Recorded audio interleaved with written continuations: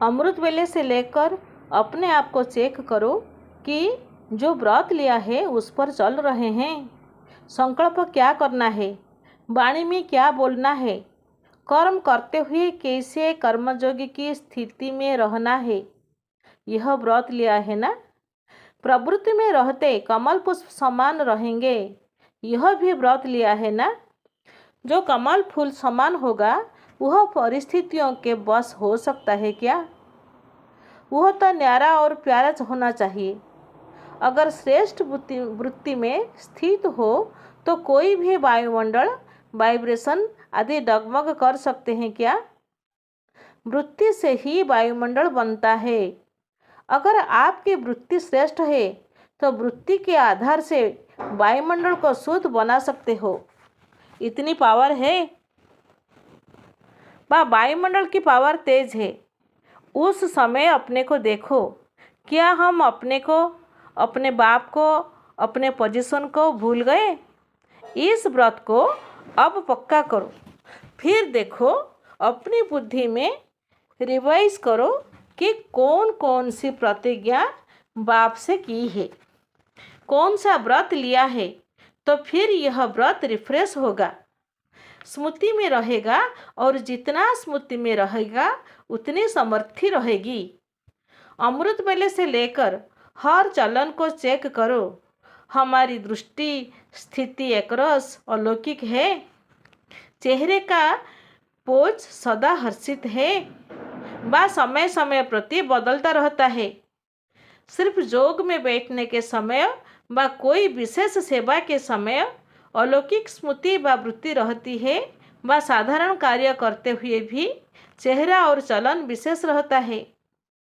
कोई भी आपको देखे कामकाज में बहुत बिजी हो, कोई हलचल की बात भी सामने हो, लेकिन आपको अलौकिक समझते हैं, तो चेक करो।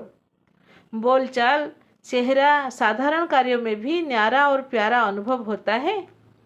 कोई भी समय अचानक कोई भी आत्मा आपके सामने आ जाए तो आपके वाइब्रेशन से, बोलचाल से यह समझेंगे कि यह अलौकिक फरिश्ते हैं। अमृत वेले से उठकर अपने को अटेंशन के पट्टे पर चलाना है। पटरी पर गाड़ी ठीक चलेगी ना? तो चेक करो कि सारा दिन में कोई ऐसा चाल तो नहीं बोला, मनसा में कोई व्यर्थ संकल्प तो नहीं चला, या कोई कर्म रॉन्ग तो नहीं हुआ। हर संकल्प पर पहले से ही अटेंशन रहे। जोग युक्त होने से ऑटोमेटिकली युक्ति युक्त संकल्प, बोल और कर्म होगा। पॉइंट नंबर 3, परिवर्तन शक्ति को कार्य में लगाओ। अमृत वेले से रात तक जो भी देखते हो, सुनते हो, सोचते हो कर्म करते हो, उसका लौकिक से अलौकिक में परिवर्तन करो। यह प्रैक्टिस है बहुत सहज, लेकिन अटेंशन रखने की आवश्यकता है। जैसे शरीर की क्रियाएं, खाना पीना चलना स्वतः है, सहज रीति करते रहते हो, तो शरीर की क्रियाओं के साथ साथ आत्मा का मार्ग, आत्मा का भोजन, आत्मा का पुरुषार्थ अर्थात चलना, आत्मा का सैर, आत्मा रूप का देखना आत्म रूप का सोचना क्या है, यह साथ साथ करते चलो तो लौकिक से अलौकिक जीवन सहज अनुभव करेंगे। पॉइंट नंबर 4, विधि पूर्वक चलो। स्वयं के पुरुषार्थ में और सेवा में सदा वृद्धि होती रहे। उसका सहज साधन कौन सा है?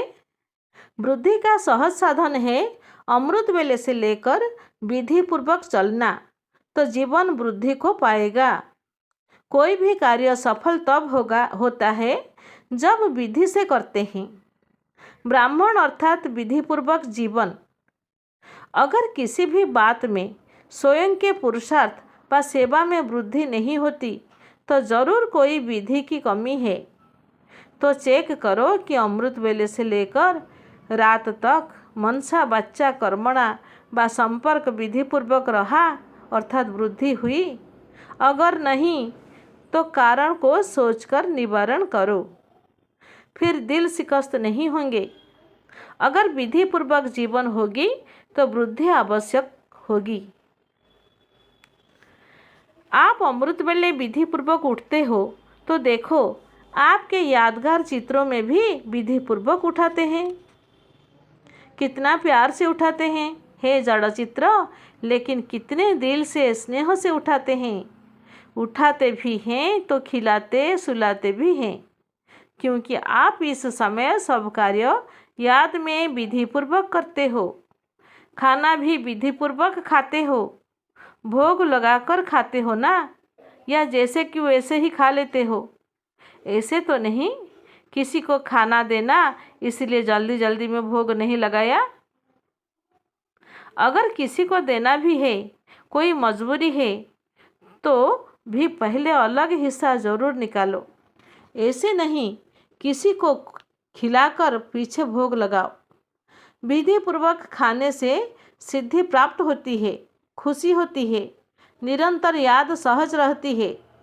तो अमृत वेले से लेकर रात तक जो भी कर्म करो याद के विधि पूर्वक करो, तब हर कर्म की सिद्धि मिलेगी।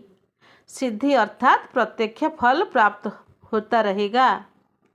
सबसे बड़े से बड़ी सिद्धि है प्रत्यक्ष फल के रूप में अतीन्द्रिय सुख की अनुभूति होना। सदा सुख की लहरों में, खुशी की लहरों में लहराते रहेंगे। पहले प्रत्यक्ष फल मिलता है, फिर भविष्य फल मिलता है। इस समय का प्रत्यक्ष फल अनेक भविष्य जन्मों के फल से श्रेष्ठ है। अगर अभी प्रत्यक्ष फल नहीं खाया तो सारा कल्प में कभी भी प्रत्यक्ष फल नहीं मिलेगा। अभी अभी किया, अभी अभी मिला, इसको कहते हैं प्रत्यक्ष फल।